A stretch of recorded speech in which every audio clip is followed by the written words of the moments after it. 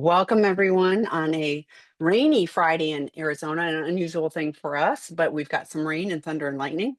Um, Matt Wheeler is joining me today. I did pull up the questions that we had saved from last time. So if you had submitted questions that didn't get asked last time, we've got them. But Matt is known as the shoeless therapist. You to this I day. struggle with this. Oh, Like you hate this so I, bad. I want it to be the sock full, but anyway, Sock full anyways, therapist. I yeah, the know, sock full like therapist. glass half or glass Uh, half full yeah. Anyway, so I do start. Like I have to think about it every single time. But anyway, so what do you have for us today in the sock world? in the sock world. Do you know what's funny is I was putting them on this morning? Well, I'll just show you. It's it's trapezoids. Oh, those are pretty. Yeah, I like the colors too. yeah, they're fun. And it's so funny because I'm like, well, I've gotten to a point now where I just don't even bother thinking of whether I've shown them or not on here because, who knows, right? Um, but then I was like, are they too boring? Whatever. No, They're trapezoids. I like them in there. I like the color. If you'd had little skier ones, I would have really laughed. Oh, So wouldn't that have been perfect? that would have That would have been been. funny. I now that I think about it, I'm like, I don't think I have any skier ones. I do have some like Christmas snow themed ones, but so yeah, no. You'll need to work on it. I had astronaut ones at one time, but I think Oh, fun. yeah, so I'm like trying to think of the different ones I've had, but yeah. All right. So, what do you have for a topic for us today? Well, it was really it was it's funny because the last two were basically um the same theme um around sexual health, sexual avoidance, how that shows up in relationships. I actually had somebody reach out to me. I did a phone call with them, and they had, I don't know, I don't think it's how they found me. I think somebody referred them to me, and then they went looking on the internet, Okay. and Yeah. they had watched the last two videos. Okay. And what I've learned in order to be transparent with people, I will tell them right away. They'll call me and they'll say, for instance, they'll say, "Hey, I want a CSAT." And I will say to people, "All right, I am a CSAT. I've been a CSAT for, I don't know, coming up on 10 years now, or at least a CSAT in training." And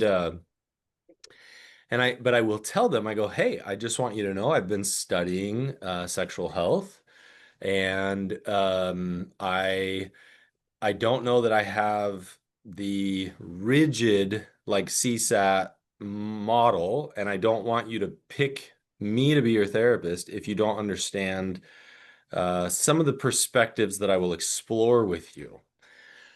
And so in this case, it was very similar. I just said, "Hey, I want to be transparent. I want to be open. Like, I actually use a lot of wonderful things from the CSAT world, and then I use a lot of wonderful things from the sexual health world." But we started having a bit of a conversation where they had said to me it was recent discovery within a short period of time, less than a month.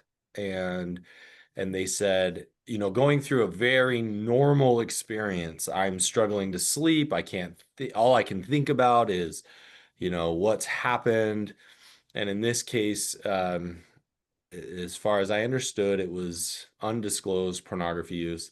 In fact, one of the things that this person said to me was, "My spouse is a porn addict." And I didn't actually in that moment say anything, but it's interesting how often I hear that. And what we know, man, I'm trying to remember the name of the researcher.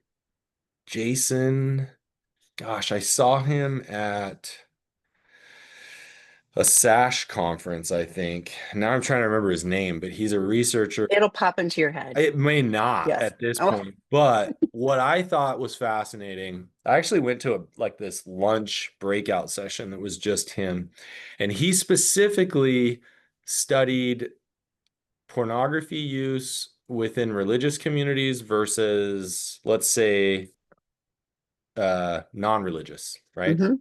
And what he found was that within a religious community, we overdiagnose porn addiction um, by a lot, and in the non-religious community we underdiagnose it by a lot. And so he was just like showing that contrast. So what's interesting is that the person who called me, from what I understand, comes from a very for lack of a better term, like high demand religion, and that's great. And they were like, my spouse is a porn addict. And one of the things I've actually thought about since then was, man, I wonder like what their different definition is. And so to give you an idea, it's never to minimize the amount of injury, right? Somebody could look at porn twice a week for 20 years of our marriage and never disclose it to me, and it's against our relational agreements. And the injury of that is just as painful as any other disclosure. And so I want to slow down and be careful to make sure I set that up properly.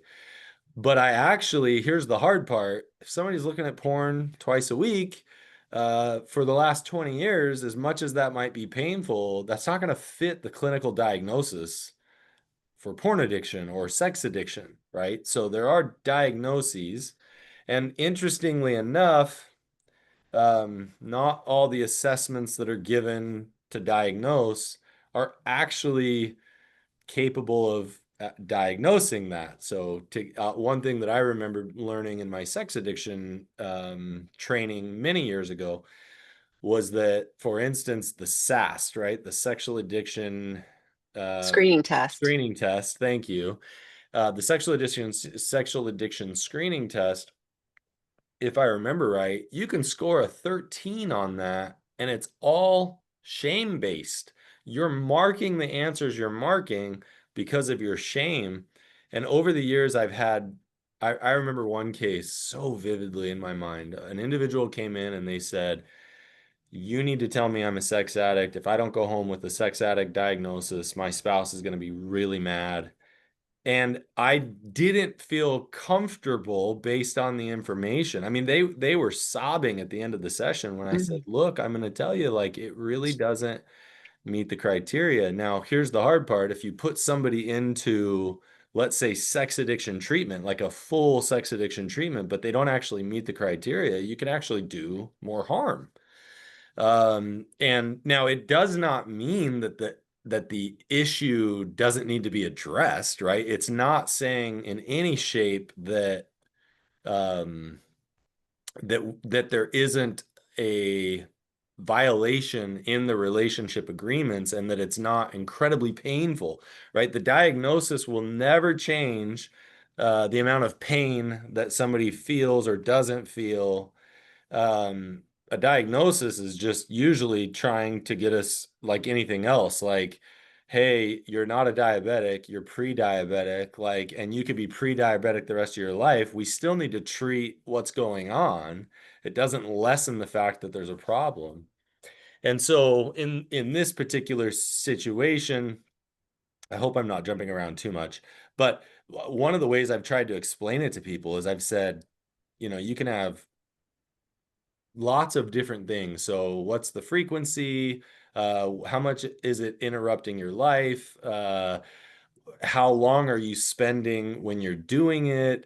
Are you doing it at inappropriate times and places, right? These are just some of the different, Secrecy. yeah, is there secrecy, right? But like, think about this. If somebody grows up in a religion where alcohol is not allowed, and in their relationship, the relationship agreement is, oh yeah, neither one of us is going to use substances. But twice a week they go hang out at their buddy's house and they have a beer, and they've been doing that for 20 years. That's going to be super painful to a spouse who's like, well, what do you believe? What do we like? Do we even believe the same things? And you've been lying to me about this forever. And it stirs up all this pain and all this what ifs and all this like mental chaos and hurt and confusion. And everything inside that individual wants to get to the bottom of what does all this mean? But I'll tell you, one of the difficulties we run into is the person who's been doing it for 20 years and lying to you about it probably has no clue what it means and what uh like it's going to take them time to figure out, well, why have I been and why have I lied to you, and what's, and let me get honest with myself, right? All of that takes a lot of time. But in the course of the conversation in this recent phone call, this individual had said to me, I want to do a disclosure. And I said, that definitely is a tool that can be used. I will tell you, be careful, right? Like I'm in a place where I'm realizing, as I've worked with all these couples over the years, there are times where a disclosure might be really helpful for about 48 hours. And it's like, and usually what comes next is, well, we need to do a polygraph, right? And then it becomes, how many polygraphs do we need to do? And so I've tried to educate as best I can. Like those things can provide a very temporary relief that feels like honesty, that feels like progress. Sometimes those things, though, often will put ideas and images and thoughts in your mind that you don't actually want to stay in your mind, or you wouldn't have wanted them to begin with. And so when I tell people this, I'm like, hey, I'm not telling you it's not appropriate to do a disclosure. I'm not telling you it's not appropriate to do a polygraph. I'm telling you you might need to sit in the discomfort long enough to figure out what would actually be helpful for you long term, and why are we doing this? Are we doing this because my therapist came in and had just this plan? Okay, here's what we're going to do. You just found out your spouse has been lying and hiding and looking at porn, so we're going to do a disclosure and we're going to put you in group and we're going to do all these things. um but that feels really comforting when I'm in a crisis and I go to a therapist and they lay out a plan of, here's what we got to do. That feels really comforting because I'm like, oh, I feel out of control and you're in control and you're an authority. I'm going to let you comfort me by having all of this. And and at the same time, I try and tell anybody that I'm talking to, like, hey, we got to be careful with that because that might not actually be warranted, and it might not be what's best for either of you long term. So let's slow down and figure it out. But usually slowing down and figuring it out means I have to sit in pain longer, or at least what feels like sit in pain longer. Um, so Interestingly enough, when we really look at it, the porn's not the issue, it's the lying. It always comes down to the lying is what hurts us the most. And so what has to end up happening is, how do we start having conversations about why this lying was there in the first place? How often do you lie? What is that? Where did you learn to do that? What does it look like? What does that look like in our relationship? And I've said it many times. One of the resources I think is great on this is Tammy Nelson's book, The New Monogamy. Don't think that the book is encouraging open relationships. It's just encouraging everyone to have conversations. But at least that's my take. So it's so what I'm, but when it comes down to it, what we're really trying to figure out is, how do we begin and start to create a relationship founded on honesty and truth? Now, when people ask me, when do I know my relationship's over, right? Like, well, one, you got to figure that out. I know for me, it would be the point at which I'm like, I don't know that we're ever going to be able to figure out honesty. And if I can't figure out honesty, there is no relationship. And there are some people that are just lying jerks. I know where you're going. Yes. Yeah. Yeah. It's all good. Yeah. And and so if it really, when it really comes down to it, that's what I'm going to be exploring is, this isn't about porn. This isn't about a breaking, well, this isn't about the behavior that was done for them. Usually, it's usually, yes, that's part of it. But the bigger part is, this is about honesty and the lack of it in our relationship. And now all the hurt that comes up for me is because I'm questioning what is and was our relationship to begin with. And that's where all the repair really comes in. And so we can over focus on the behavior, the sex addiction, the substance abuse, whatever it might be. We over focus on that, and sometimes it's because it's still a very present and current issue that needs to be focused on, of course.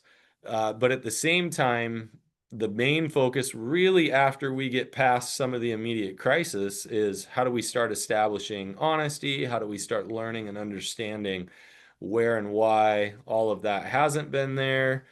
Because we're really starting our relationship over from this place of everything, you know, everything has come to light. We're starting to have things come to light, and now we're exploring together this honesty. So it was an interesting phone call. I've thought a lot about it since, and I've thought, man, I bet there's better ways for me to introduce that, to have a conversation about it. I probably, as much as I was trying to be validating and empathetic, I'm like, there's probably some better ways I could even teach that now. And so it was on my mind, and I thought, let's talk about it. So Tammy, what's coming up is, I really appreciate it.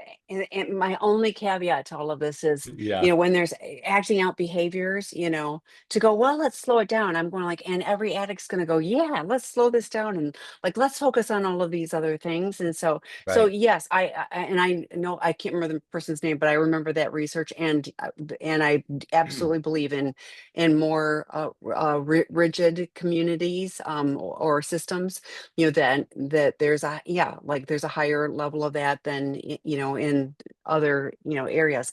So, but like, even with the SAS that you were talking about, I was like, those are those are screening tools. And so, right, unlike a blood test where you get the results back and it tells you what your cholesterol is to the number and all of that kind of stuff, this is an opportunity for the clinician to go, you answered this, can you tell me more about this? It's opportunities to explore those things. What does that mean to you? And mhm, so it's helping to refine that. So, and then separately, for someone who's struggling with compulsive behaviors, that is hurting themselves and hurting relationships, then to me, yes, here's a plan. Start 12-step and right, therapy and all of those things. correct, Get take that off the table. Like, get the help for those things. We talk in my 12-step group, we talk about, it's the ism, the whatever, alcoholism or sex addiction or whatever. It's the ism that is the problem. I am the problem, and that also means I'm the opportunity. But I can't deal with any of those things if I'm using all of these things right. externally to numb out and escape. I'll never know, and I'll keep piling on to my problems. Right. Now, yeah, because the truth is, as I even went into this conversation, I'm having maybe a more, let's say, religious centric population about this conversation, right? Um, Correct. Somebody who is in let's say, a more extreme situation might use the words that I've just said to be like, no, no, no, Matt says we need to slow it down so that I can figure out how to manipulate this situation, right? Like, so absolutely in any direction on any comment I make, somebody could cut the video and use a certain section and say, oh, this is what he meant. And it's like, come on, guys, we are talking in a difficult world of a lot of nuances.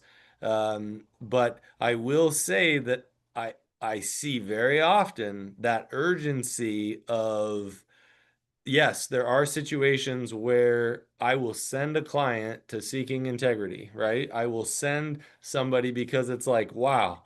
And it can happen. They may have never needed it until they were 8 years sober and just suddenly had a massive relapse. And it's like, look, this is such an incredible crash.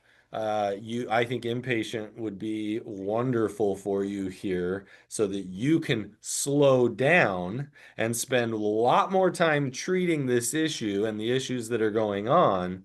One example of slowing down might be going to inpatient, right? And so, but the idea of let's slow down and figure out what is actually most effective here isn't sometimes to push, even though a partner who has done the injuring is most often the reluctant one.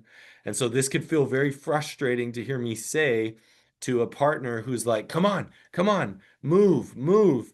And just take into context, every situation's different. I was talking about a possible situation.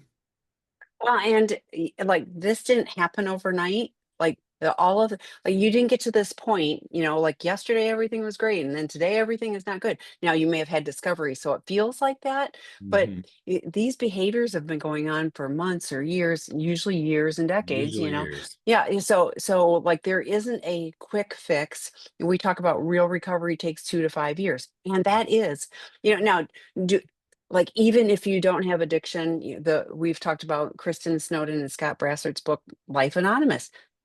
The 12 steps are just great living principles. Like they work, if for anybody who's struggling with some stuff.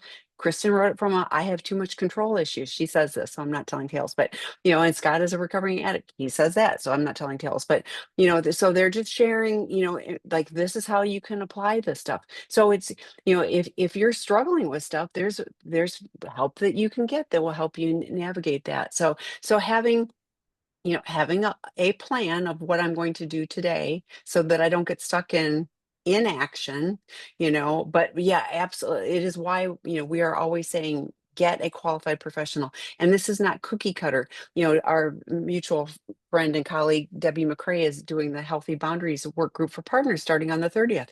Really important because it isn't like we can give you a sheet of here's your healthy boundaries.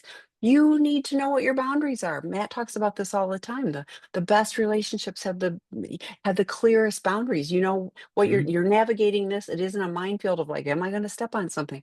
So the it any and there are programs where it is cookie cutter and we're going to plug you in and you're going to do this, but even the 12 step is, it's an invitation. It is not, I mean, there's the 12 steps. They are recommended as a program of recovery.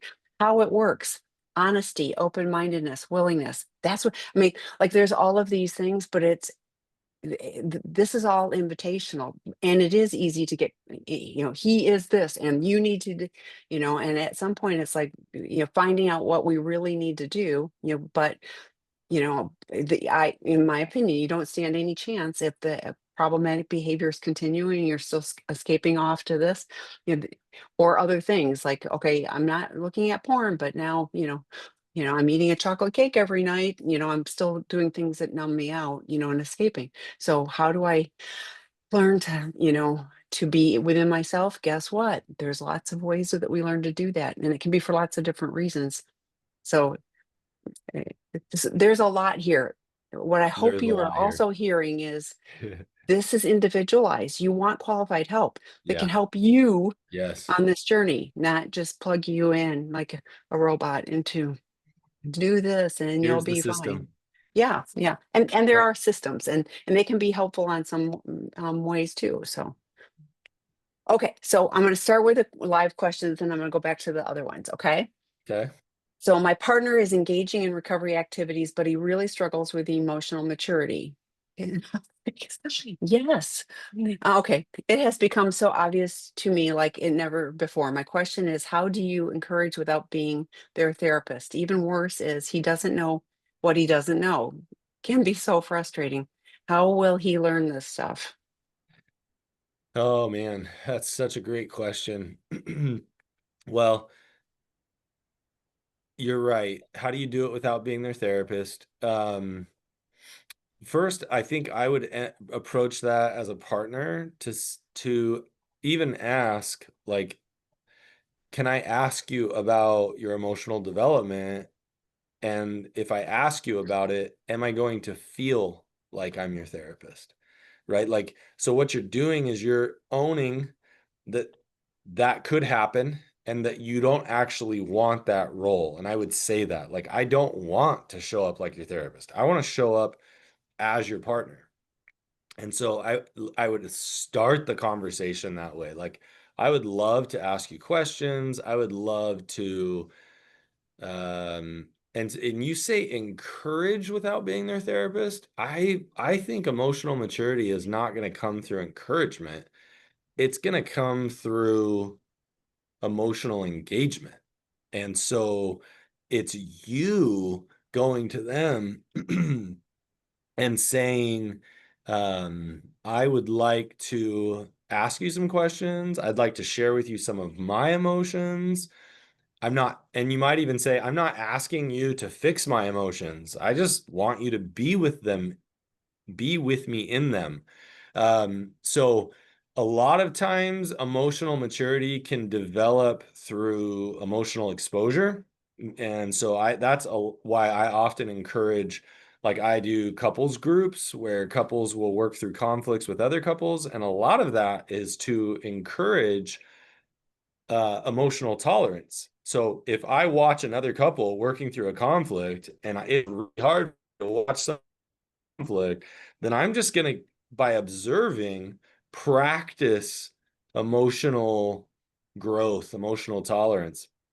So that's one way, right? Another way is it could be as simple as, hey, let's get one of these card games that asks each other's questions and let's start talking about our lives, what our upbringing was like emotionally, what it wasn't like emotionally, um, how we felt throughout different experiences in our upbringing in our childhood, throughout our life, or what we realize now that we should have felt that maybe we weren't allowed to feel. So, but instead of if if you're being the therapist, you're spending a lot of your time asking questions, getting them to explore and challenging them to think differently. But if you're their partner, you're sharing and engaging equally in that process.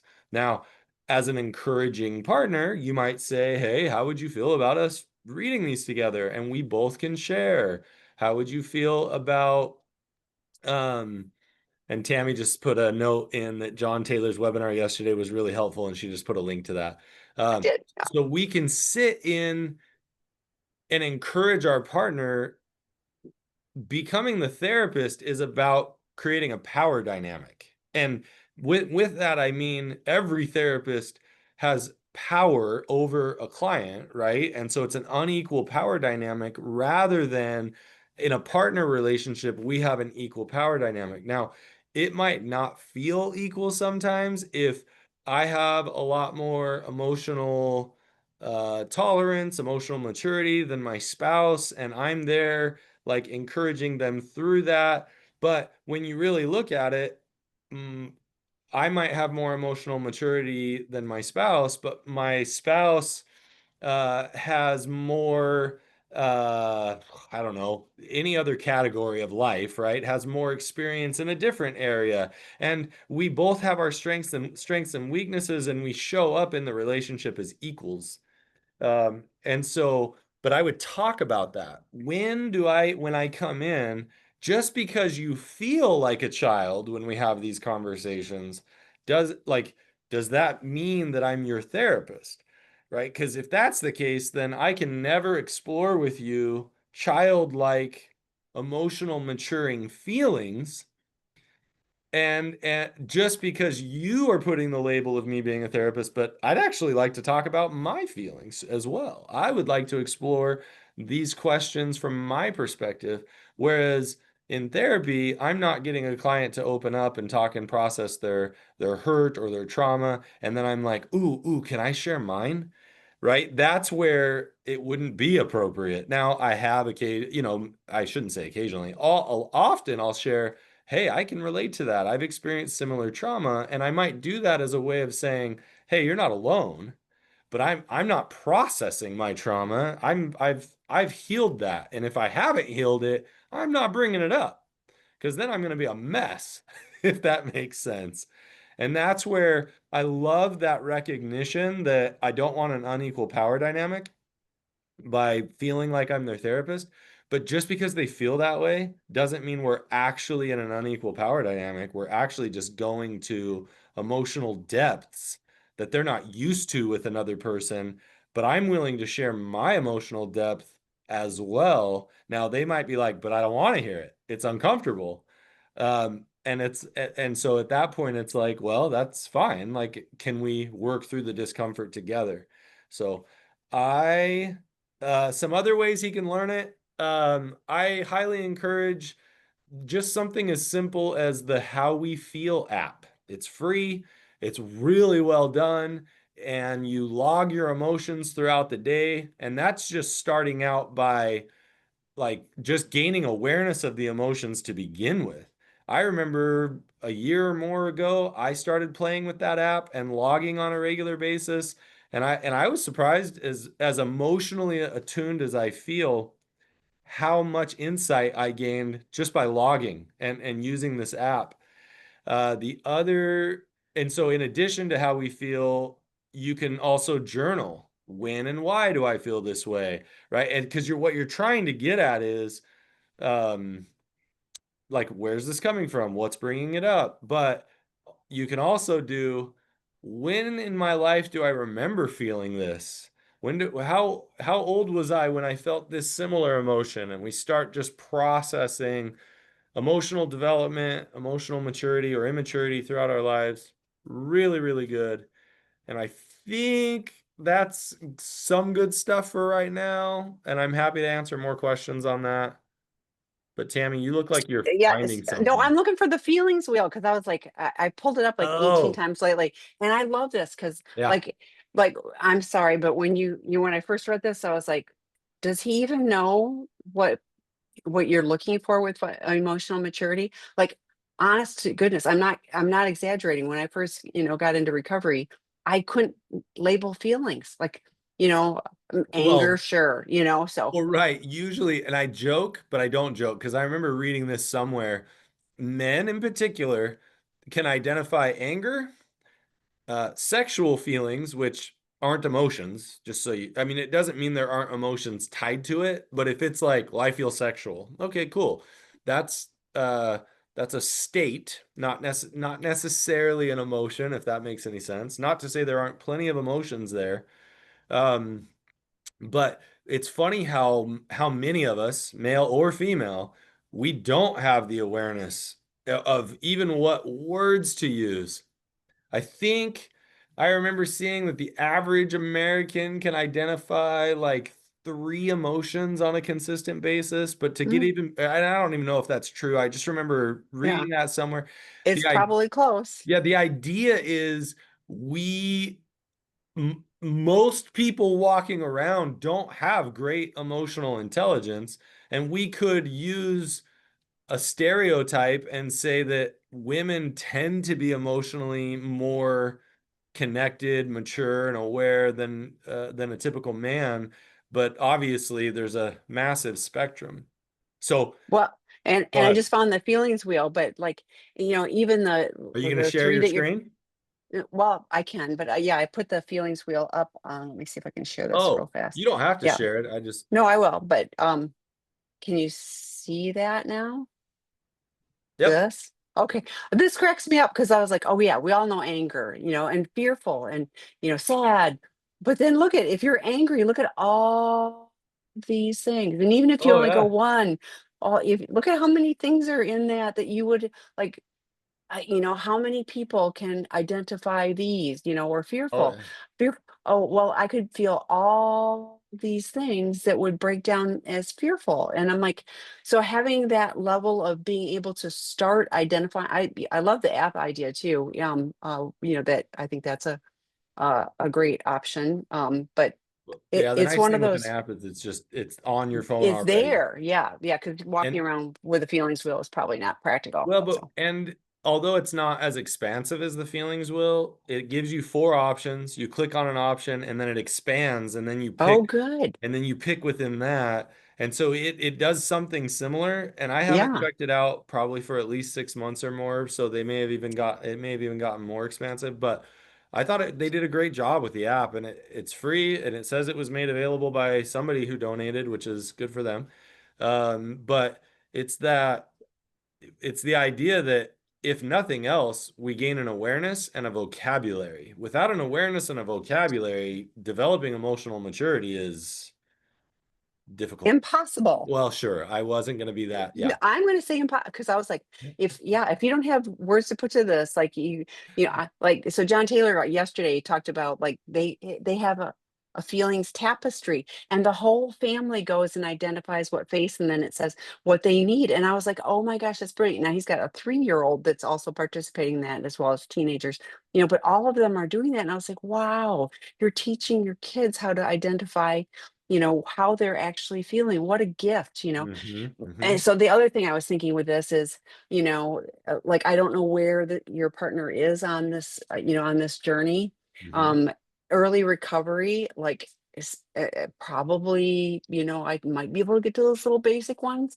But the more we mature and the more we're working on it, where I really learned to work on my feelings and vulnerability with other people in recovery, because that was the safest place to do that. I wasn't in a relationship, but like even family was too, like there was too much vulnerability with Yeah, that. Yeah, vulnerability. volatility. Yeah, there was too much writing on it, so practicing those things with other people and learning how to do it a little better. And then it, could permeate to other things. So but you check out John Taylor. There's lots of other good ones too, but his just happens to be, could be useful for you. And, Oh, that's awesome. yeah. Okay. Want my husband betrayer to take seriously for us to rebuild together and take the reins, but I read I should sit back and do my healing. He has indicated he's depressed from the lack of dopamine, and I think I irritate him. It's hard for me to trust he will take the reins if I step back. Is it best to help him build new neural pathways by consciously stepping back? Well, what's interesting is that consciously stepping back doesn't necessarily help him build new neural pathways. Building new neural pathways is through action, right? Um, and here's the hard part. Like uh I often so it's tough because obviously I don't know your situation. Most of the time I do encourage like if you'd have to focus on you and do your work. If you push too much through like your intentional effort,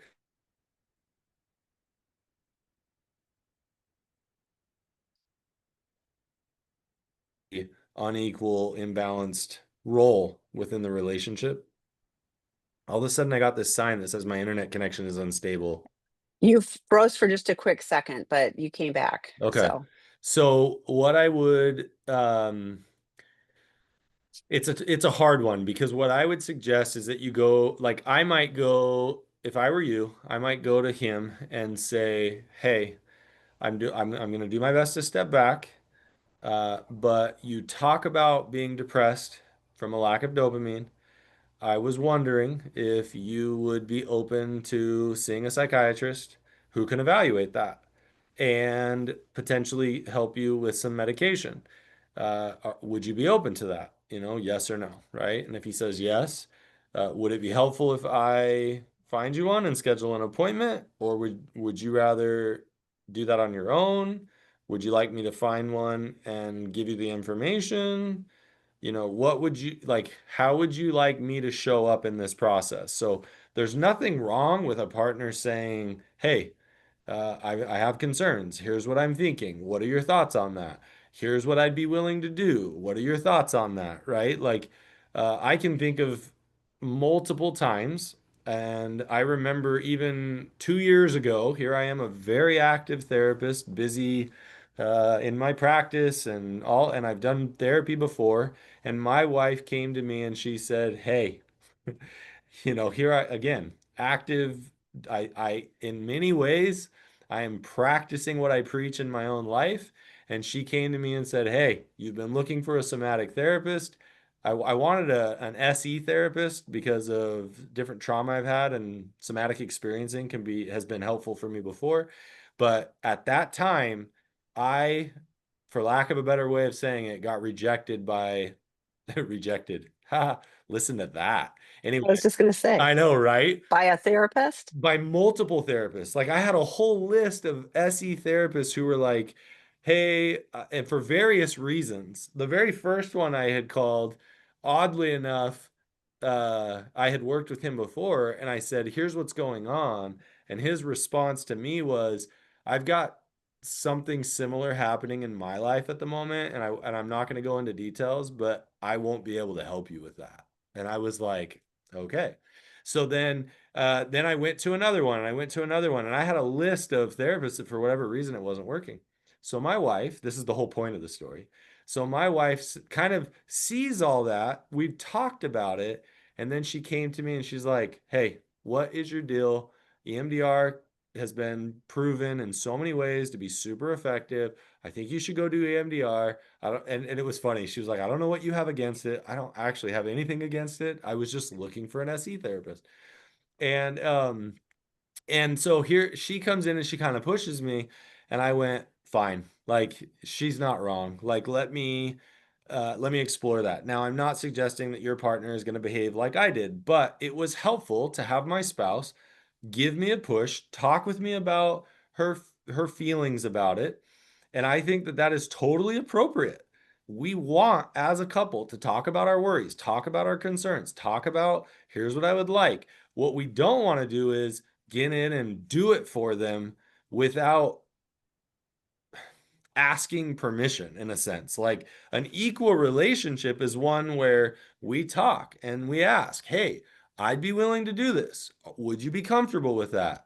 Instead of, "Well, here's what you're going to do. And now you're going to do this." And it's like, "Wow, thanks, mom." Like, and I'm not trying to be condescending. It's a that it's part of gaining emotional maturity is realizing that in a peer-to-peer relationship we can talk about things, we can ask, "I'd like to do this for you. Is that something you'd be comfortable with? It seems like you've got a block here. I'm willing to help that block go away. I'm not going to do it for you." Right? And so I like the idea of you offering, you suggesting, even talking about what the blocks are. I don't love the idea of any partner getting in and doing everything for the other person. Like it's not the type of relationship I don't think that's the type of relationship you want. But I hope that answered the question. I don't blame you, by the way. Trusting, I don't trust that he's going to take the reins if I step back. That is the fear, right? And that's a very legitimate fear. And that would be a fear that I would express. Like I'm going to step back and I'm going to tell you if I don't see you take action, uh, I'm worried about what that's going to do about my feelings in the relationship or my desire to be connected. I'm not saying that as a threat. I'm saying that because I want you to know my fear. So I, I hope that's helpful. Yeah, well, it is. And, as someone with addiction, I said earlier, it's a suggestive program of recovery. And you know why they brilliantly do that? Because we all rebel when we're told what to do. So you will not get, I want this desperately. I want my Yep. husband to take this seriously. I want my husband to take the reins and do this. That is what we have to do as addicts. That what?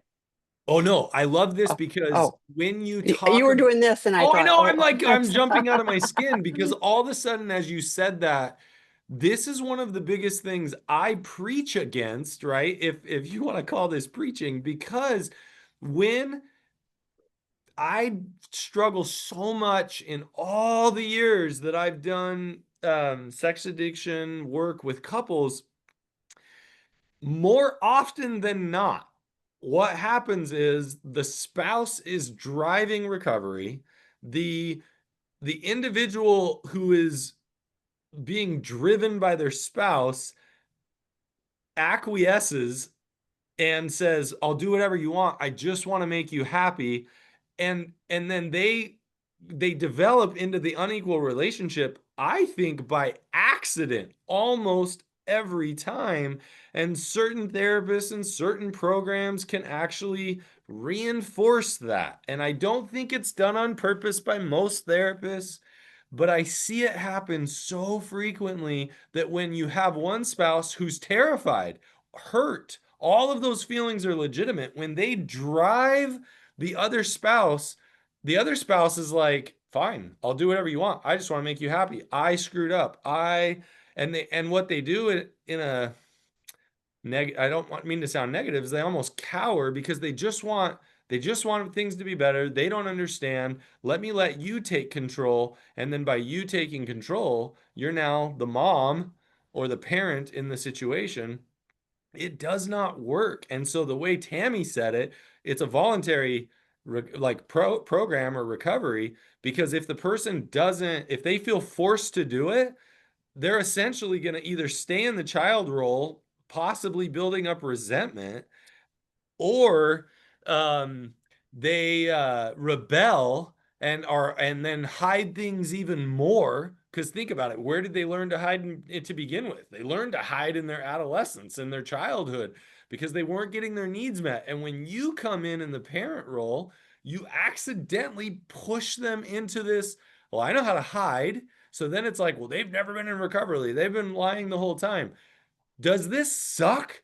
Is this awful for a hurt partner? Yes, this is terrible. You don't deserve any of this. It isn't your fault when your partner does this and takes this role. It's not okay that they do it because you're the one that seems to be driving it.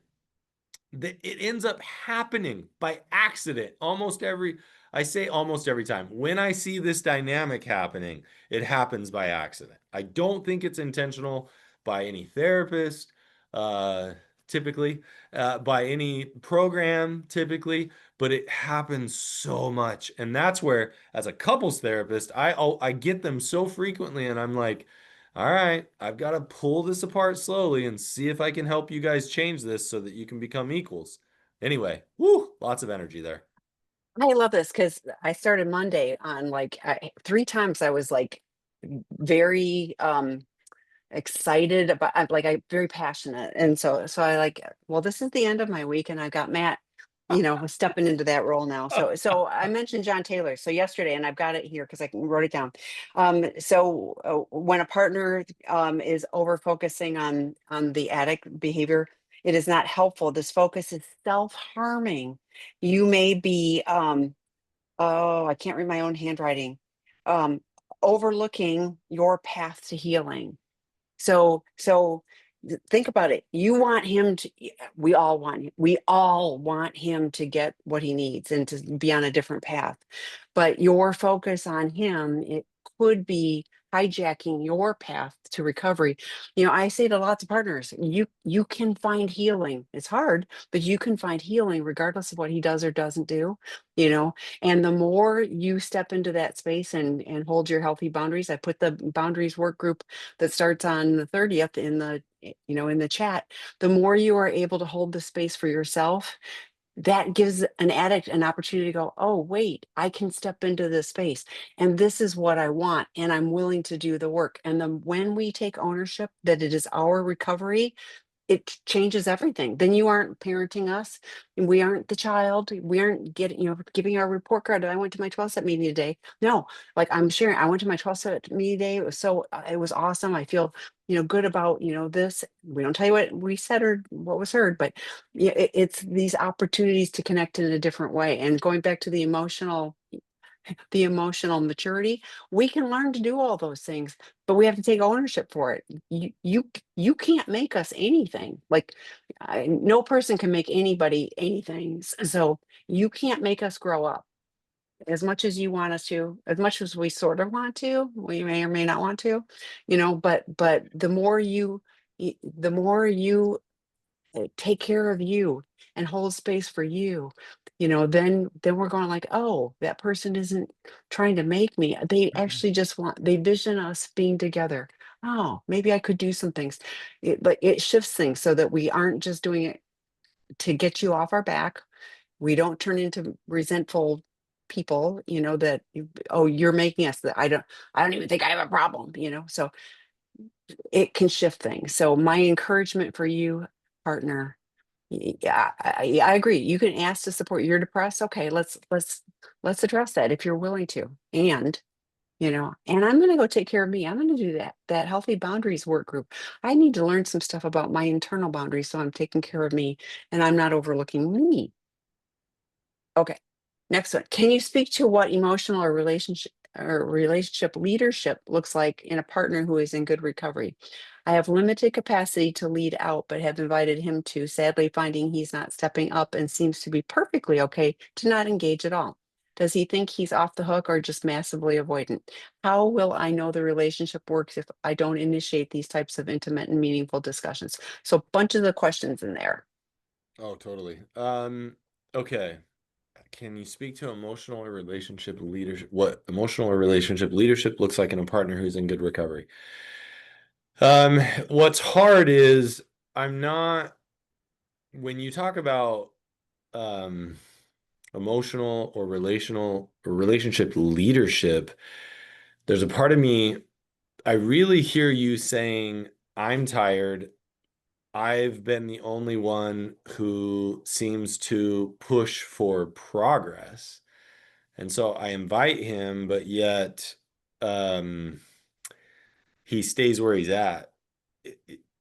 Interestingly, and then you ask the question, does he look like does he think he's off the hook? He could. I mean, really, if you think about what avoidance is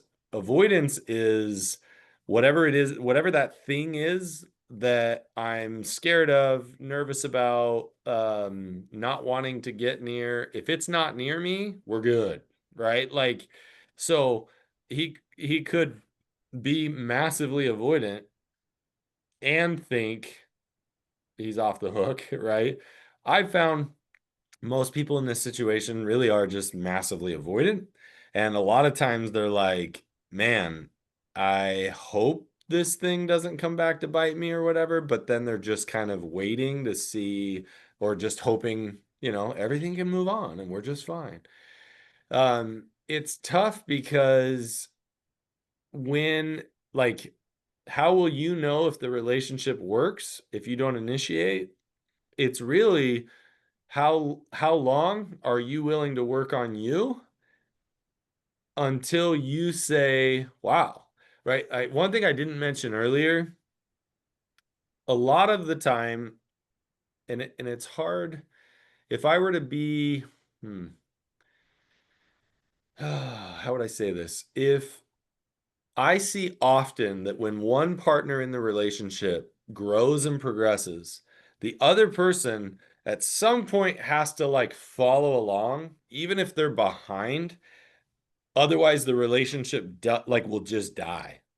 Because at some point, the person who's emotionally progressing really just gets to a space where they're like, I'm good. Like I have to move forward in my life, and being in this relationship with as much progress as I keep making, it really just isn't there anymore. It isn't working for me. Often that's when I see that somebody moves out of the relationship because they've come to a place of peace within themselves and growth within themselves that the other partner just doesn't progress towards at all, or enough. And so I really would say keep working on you and growing and see if your partner starts moving. They'll see in your behavior, hey, you're not checking in with me at all. And you're like, yeah, like I'm getting my needs met. I'm getting the connection I need. Is it bothering you that I'm not checking in? Like, how long do you think you can live in a relationship like this where I'm learning to get my needs met elsewhere? Now, I'm not saying that as a threat. I'm literally in a space of I'm not ready to end it, but I don't know how long until I realize that you're gonna just be where you are and I'm good. right? Like, I don't know that I would even say all that because it could come out as a threat, but that's that overall concept. Um, I guess there's this other piece where I'm not answering your question, and that is emotional and relationship, what leadership and what that looks like. It really is, what does that look like for you? Like, if you're not getting the emotional and relationship leadership you need, that's your answer, right? Like, I could try to, oh, here's what I think emotional and relational leadership looks like. Oh, it's a puppy. There's two of them. There was Thunder, and so I've got both of them with me. So we've Oh. had them 3 months, and they're yes, yeah. Oh my gosh. Sorry, but I yeah, there's know. Thunder. Like So the yeah. puppy tax. I was like, oh my gosh. So why I say that is I could give you a list of things that, here's how I have emotional and relationship leadership. Here's how my spouse does, right? Here's what I see in couples that to me, maybe seem to be making things work between them. Here's the funny thing I've found. It really is about what do the two of you need. I've seen some people who are like, man, I really want to be a sole provider while you're in this role, and it works for both of them amazing. I've seen other couples where it's like, we both are financial providers, but here's how we show up in different responsibilities, even though the research tends to show that women get the shaft in those situations. Like, sorry, I don't mean to be rude, but that's really what it shows. So, so when I say that, you really need to figure out what is emotional and relationship leadership and how long can you be in a relationship where you're not seeing that happen. I apologize if this is a terrible answer, but No, I think it's realistic, and I think to me, even when you were talking about it, I was like, like having a partner say, I'm going to choose to emotionally grow because it could be a place of, and I'm again, no judgment, but it could be a place of stuck if I'm constantly focusing on, this situation and his behaviors, and I'm using genders, but his behaviors and yeah, how he's, what he's doing, like you're stuck. And so I was like, oh wow, it could even be, yeah, I'm stuck, and I'm going to choose to work on me, and I'm going to choose to do my regulation and my grounding, and I'm going to choose to create, relationships, friendships. I'm going to go have coffee with my girlfriend. I'm going to go do things that enrich my life, and I'm not going to be solely dependent on this person who has brokenness and has problems, to be able to show up, because real recovery takes 2 to 5 years if we're doing the right work. So 2 years on on the low end. Now you should see progress, of course, throughout that time. But so how do I hold space for myself, while I watch and see what that person is doing? And how do I have realistic expectations so I'm not constantly disappointed, dysregulated, of looking for that person to do things? I mean, addiction sucks, like it absolutely sucks, and it hurts not just the person who has the problematic behaviors, but everyone in the everyone in the wake. And so someone that starts to move forward in a recovery path, you will start to see things shift and change. But if you are just waiting, hoping that that person changes and then you will be happy, you are you are you are giving away a chunk of your life that you can never get back. So how do you choose on, just for today, I'm going to choose to regulate and do some things that will be meaningful to me. I'm going to hope that that person does stuff. I'm going to try to do some things that we can interact with, and can be relationship building, but to not get so caught in that it steals all of your joy as well. beautiful.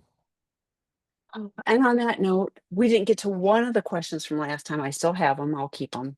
So thanks, everyone. We'll see you in a couple of weeks. Thanks, Matt. Grateful. Good job, Bye. everyone. See you soon.